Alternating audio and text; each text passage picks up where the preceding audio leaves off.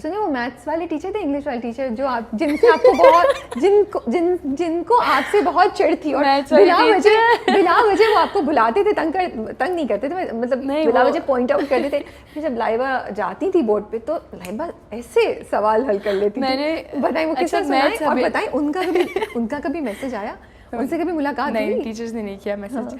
अच्छा पता है हुआ क्या, क्लास 9 के प्रीलिम्स में मैं फेल हो गई थी मैथ्स में। नहीं टोटल मैथ्स तो था नहीं 9th में, तो मैं एक में पास हुई। इंग्लिश में, इंग्लिश था वो, तो उसमें मैं पास हो गई, बाकी सब फेल। लाइबा खान फेल हो गई भाई, अम्मी से पड़े थप्पड़। मैंने कहा अच्छा ओके कोई बात नहीं, 1 महीने बाद एग्जाम्स है। मैंने तो आप यकीन करें मैंने पूरी बुक्स याद कर ली। मैंने सारे सब्जेक्ट्स याद कर लिए, और पूरे साल जो बच्ची फेल रही है, और जब वो रिजल्ट आया मैट्रिक का 9 का, तो सब ने कहा इसने तो पैसे दे के पास करवाए, इसकी तो 86 आई कैसे, 87 इसकी आई कैसे है? नहीं कोई तो सीन है। अच्छा पता चल जाएगा। मैट्रिक चल रहा था उन दिनों, तो टीचर्स उठा के बोर्ड पे बुला ली थी, चलो सॉल्व करके दिखाओ, चलो इसका आंसर बताओ, चलो ये डायग्राम बनाओ। मैं करी। अच्छा मैंने छुप के ना कोचिंग भी लिया मैट्रिक में ना, तो वो पढ़ के आती थी सुबह एक दिन पहले और आके मैं तो, क्योंकि मुझे स्कूल की टीचर्स ने बहुत अच्छा पढ़ाया, आई लव यू ऑल, लेकिन मेरा ध्यान स्कूल में नहीं होता था क्योंकि मैं सबसे एंड में बैठती थी, सबको तंग करती थी। तो पढ़ाई तो क्लास में नहीं, कोचिंग में होती थी। तो वो होता ये था कि मिस को इसलिए गुस्सा आता था, एक तो हमारे स्कूल में स्कार्फ्स पहनते थे, तो मैं हर वक्त अपना स्कार्फ खोल के बैठी रहती थी, और मेरी आंखों में काजल होता था। काजल तो मस्त था स्कूल में लगा के जाना, और उनसे चिढ़ती थी फैशन करके क्यों आती है, मेकअप करके क्यों आती है। तो वो अच्छा इधर आ जाए, चले बोर्ड में आइए सॉल्व करें। ओके मिस मैं आ रही हूँ, लेकिन मिस आपने तो पढ़ाई था, अब मैं कैसे करूँगी सॉल्व? नहीं मुझे नहीं पता, मैं तो पढ़ा रही थी, तुम्हारा ध्यान नहीं था ना। अच्छा मैं उनके साथ भी एक्टिंग करती थी, ओके पूरा सॉल्व करके चले जाएं, बैठे हैं, आता तो है, पता नहीं क्यों एक्टिंग करती हैं। तो होता ये था कि वो उनको चिढ़ होती थी कि यार पढ़ती है नहीं, क्लास में सबको बातों में लगाया हुआ है, और एग्जाम्स में पास भी हो रही है। वो क्लास टेस्ट होते थे, मंथली टेस्ट होते थे, उसमें भी 25 पूरे मार्क्स आते थे। तो उनको बड़ा हुआ कि यार ये एकदम से इतनी कोई कैसे, ये पढ़ने वाली बच्ची नहीं है, इसको कैसे आ गया। फिर मैंने कहा यार नहीं मैं तो पढ़, क्योंकि मेरा दिमाग तो अल्हम्दुलिल्लाह तेज़ है, तो पढ़ने की बात होती थी कि दिल है तो पढ़ लिया, नहीं है तो किसी के अब्बू जी भी मुझे नहीं पढ़ा सकते, वो वाला सीन था। तो खैर जब मैंने उनको यकीन दिलाया कि नहीं मैंने कोई पैसे दे के 9th अपना क्लियर नहीं किया है, मैंने पढ़ के किया। फिर मैंने पूरी मैथ्स की बुक याद की थी, हमेशा से सुना है ना मैथ्स को समझ के सॉल्व किया जाता है, मैंने याद कर ली पूरी बुक अपनी ना। आई थिंक जब आप हाफ़िज़ कुरान होते हैं, हाँ, तो आपकी मेमोरी बहुत अच्छी हो जाती है। yes. ये तो अल्लाह की तरफ से आपके होता ही होता है, तो मे बी उसका भी बहुत इसमें हाथ होगा, ताल्लुक होगा इस चीज़ का कि आप कितनी जल्दी चीज़ों को याद कर रही होंगी। हाँ अल्हम्दुलिल्लाह। बट मैं कहती हूँ आपके लिए कितना आसान अभी होता होगा ना, कहीं से भी पढ़ लिया कुरान ऐसा है बिल्कुल। अच्छा मेरी कोशिश होती है कि मैं ना उसको रोज़ाना पढ़ लिया करूँ। मैं गाड़ी में सुबह बैठती हूँ ना, तो मैं कोई ना कोई सूरत पढ़ लेती हूँ, उससे भी रोज़ाना पढ़ने से भी आपको ना प्रैक्टिस होती है। फेवरेट सूरत कौन सी है आपकी? सूरह बकरा। माशाल्लाह। एक टाइम था जब मैं उसको डेली पढ़ती थी, तो मैं 15 मिनट में सूरह बकरा पूरी पढ़ लेती थी। अब थोड़ी सी स्पीड स्लो हो गई क्योंकि डेली नहीं पढ़ा जाता, तो वो आधे घंटे में 40 मिनट्स में पूरी पढ़ती हूँ। जब सेट पे या इंडस्ट्री में कभी बताती हैं बात, तो लोगों का क्या रिएक्शन आता है? मैं नहीं बताती, हर एक नहीं बताती, जज भी तो करते हैं ना। मैंने अभी शो में बताया, इसीलिए मैंने पहली दफ़ा बताया किसी शो में। बट चला जाएगा ना, अगर एडिट में निकलवाना है तो अभी बता नहीं तो जाए, कोई मसला थोड़ी, मैं तभी तो बोला है। मुझे तो लगता है बहुत प्यारी बात है। हाँ तो मुझे नहीं कोई मसला। पहले मैं करती थी लोगों को जज स्कूल टाइम में ना, जब से मैंने थोड़ी समझ आई ना, फिर मैंने कहा यार जिसकी ज़िंदगी है जो कर रहा है करने दो, अपनी ज़िंदगी अपने आप से मतलब रखो, जज ना करो किसी को। अपनी ज़िंदगी में इतना कुछ चल रहा होता है कि आप उसका ख्याल रखें या दूसरों की ज़िंदगी के बारे में सोचें। तो मुझे तो ऐसा लगता है मैं नहीं, अब वो जो कर रहा है, जो जिस चीज़ में खुश है उसको उसमें रहने दो। अच्छा बुरा समझा दिया तब भी नहीं मान रहा, उसकी मर्ज़ी। ट्रू। तो भाई ये कहाँ से आया डिज्नीलैंड के बाय वाला, डिज्नीलैंड के बाय प्रपोजल? यार आपने शो स्टार्ट होते साथ ही बोल दिया फला।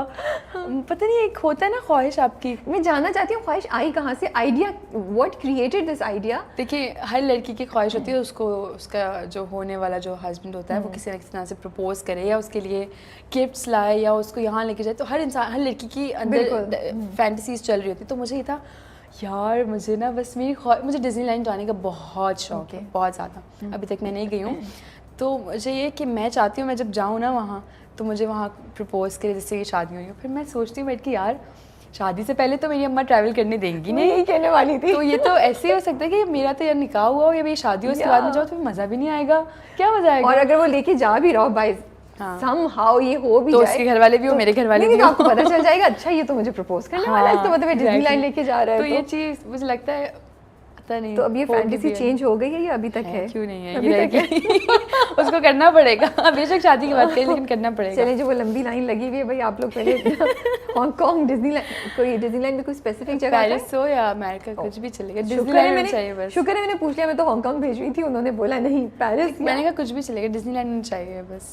ठीक है, तो आप लोग टिकट विकेट करा लें, वीज़ा करा लें, फिर इधर आने की सोचिएगा। अच्छा टेल मी, अब हम ये बात कर ही रहे हैं, तो जब आप किसी से मिलती हैं तो सबसे पहली क्या चीज़ नोट करती हैं? ये तो एक नेचुरल सी चीज़ है। पर्सनैलिटी अच्छी होनी चाहिए मुझे लगता है। ओके, आप इतने गुड लुकिंग नहीं है बट आपकी पर्सनैलिटी होनी चाहिए, पता चले कोई आया है, ऑरा होना चाहिए था। हाँ, कि कोई आया है। ज़रूरी नहीं है कि बाल अच्छे हो या बहुत हैंडसम हो या बहुत गोरा चिट्टा हो, यू नो लड़कियाँ देखती हैं, नो, बस लगे कि कोई आया है कि हाँ भाई एक, तो वो चीज़ में देखी, कोई आमद हुई है। हाँ, कोई आमद हुई है, कोई गुजरा है, कोई गुजरा है, हाँ, हवा के झोंके के साथ जी।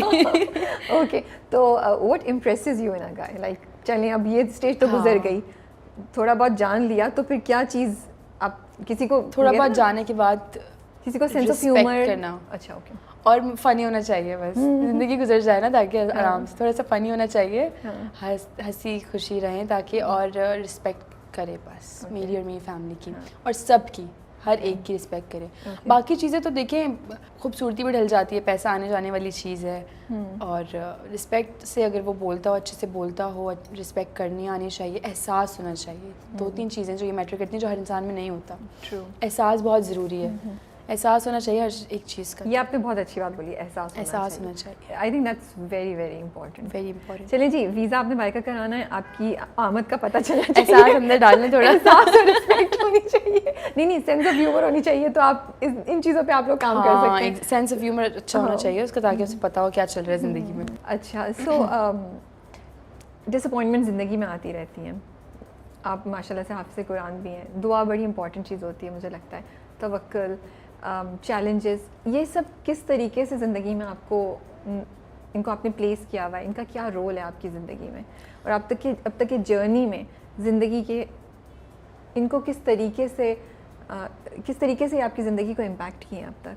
मुझे लगता है मैं वक्त से पहले बहुत बड़ी हो गई हूँ शायद, क्योंकि मैं वक्त से पहले घर से निकल गई थी, मैंने अच्छे बुरे हर तरह के लोगों को देख लिया है, तो मैंने सबसे सिर्फ एक चीज़ ये सीखी है कि यार अच्छा आपका ना तवक्कुल अल्लाह पे होना, स्ट्रॉन्ग अल्लाह पे ना बिलीव होना बड़ा ज़रूरी है। कि अगर समटाइम्स शुरू में जो प्रोजेक्ट अच्छे ऑफर्स होते थे ना, और उसके बाद ख़त्म, कोई रिस्पांस नहीं, कोई कुछ नहीं, तो मैं रोती थी कि यार क्यों मेरे साथ ऐसा क्यों हुआ, मुझे ये प्रोजेक्ट करना था। जब ऑनर देखती थी ना तो बोलती थी यार इस लड़की की जगह तो मैं थी। फिर बाद में मैंने फिर उससे बेहतर चीज़ ऑफ़र होती थी। तो जब ये होता था मैं कहती थी यार मतलब आप कुछ नहीं है, वो जो ऊपर बैठा है ना उसकी गेम है, अल्लाह पाक की गेम है सारी, वो जो प्लान करते हैं ना वो आप सोच भी नहीं सकते। सही बात है। अभी भी ऐसा होता है कि अच्छे प्रोजेक्ट्स ऑफर होते हैं और कोई रिस्पांस नहीं आता सामने से, मैं कहती हूँ दफ़ा करो, अल्लाह ताला ने इसे बेहतर प्लान किया हुआ होगा। अच्छा ये हो गया, कोई बात नहीं, इसमें अब मेरा बस ज़िंदगी का एक ये है, मैंने रख लिया कि अल्लाह की बेहतरी है इसमें, तभी ये हुआ है, अल्लाह की बेहतरी है तभी ये नहीं हुआ। इस चीज़ को मुझे लगता है अगर ये मेरी ज़िंदगी में हमेशा रहेगी ना तो मैं सुकून से ज़िंदगी गुजार लूँ, किसी चीज़ की टेंशन नहीं होती इससे आपको। थोड़ा सा ऊपर नीचे हो जाती हूँ, सैड हो जाती हूँ, थोड़ा डिसअपॉइंट हो जाती हूँ, बट फिर मैं कहती हूँ कोई बात नहीं यार, मैं कुछ नहीं हूँ, प्लानिंग सारी अल्लाह की है, अल्लाह पाक करेंगे जो करेंगे। तो इस चीज़ को मैंने अपनी ज़िंदगी में रख लिया है और इससे आपकी ज़िंदगी ना यूँ चलती है, यूँ नहीं होती है, आपकी ज़िंदगी सही चलती है। दुआ कितनी इंपॉर्टेंट है आपकी ज़िंदगी? दुआ बहुत इंपॉर्टेंट है। दुआ क्योंकि अच्छा कुछ दिन पहले मैं एक पोस्ट देख रही थी, मेरे एक दोस्त हैं उन्होंने भी मुझे बताया कि इंसान को कहा जाता है कि नसीब में लिख दिया गया है, क्या फ़िक्र है, क्या ज़रूरत है कुछ करने की या दुआ करने की। हो सकता है नसीब में ही लिखा हो कि दुआ से आपका मुकद्दर, आपके नसीब में लिखा हो कि जो दुआ तुम करोगे तुम्हें वो मिलेगा। तो दुआ तो बहुत इंपॉर्टेंट है, दुआ अपने लिए भी करें, दुआ दूसरों के लिए भी करें। सही बात है। अच्छा बताएं, कोई इंसान जो इंडस्ट्री में नया आ रहा है या आ रही है, तो क्या 2 से 3 चीज़ें जिसके लिए आप उनको वार्न करना चाहेंगी, या आपको लगता है कि उनको ये प्रिपेयर होकर आना चाहिए या जहन में ये 3 चीज़ें रखनी चाहिए?